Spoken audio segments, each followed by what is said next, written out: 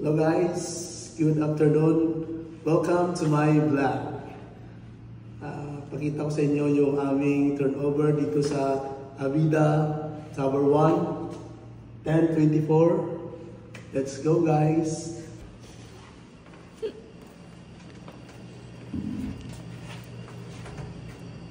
Guys, kita nyo? Yung wardrobe natin dito, pagpasok ng mag-Airbnb, open na lang. Kasya dito yung maleta guys. O, di na yung black-black. Credit kay Mamuela yan. Oh, kasya dito yung maleta guys. Then, may display with mirror tayo dito sa likod. Ito yung ating dining dito.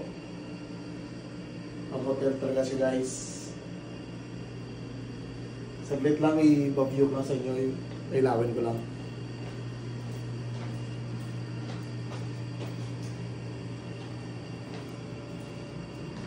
Yan guys. Meron tayo ditong modular kitchen.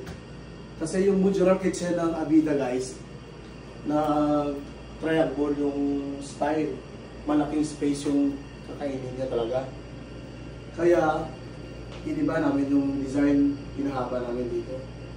Mas meron tayong ditong sofa bed. Pwede natin i-pull out ito. Tapos, pwede na siyang maging sofa bed. Tapos dito guys, sa ating bed, meron tayong queen size bed. At tignan nyo guys yung cladding ng ating headboard. Nag-rhyme talaga sa ating color sa condo nito. At maganda yung dito guys, yung design namin dito. Very simple lang. At tignan mo, nag-rhyme yung color ng Avida ng ating interior. May dalawa tayo ditong upuan. Tignan nyo yung upuan natin. Solid wood. Mas maganda rin yung upholstery. Guys, kain tayo guys.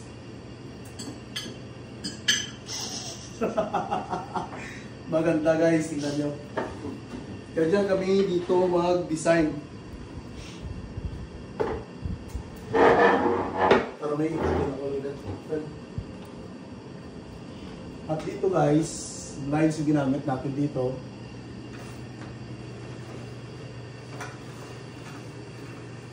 Kita mo yung buong ilo-ilo. Yun. Sa marami pang videos, update lang kayo. I-update ko kayo these days. Meron pa kaming turnover sa kabila. At sa susunod, sa magpagawa dyan, just message Jaylee Interior Design, Jaylee Design. Thank you guys. Maraming salamat.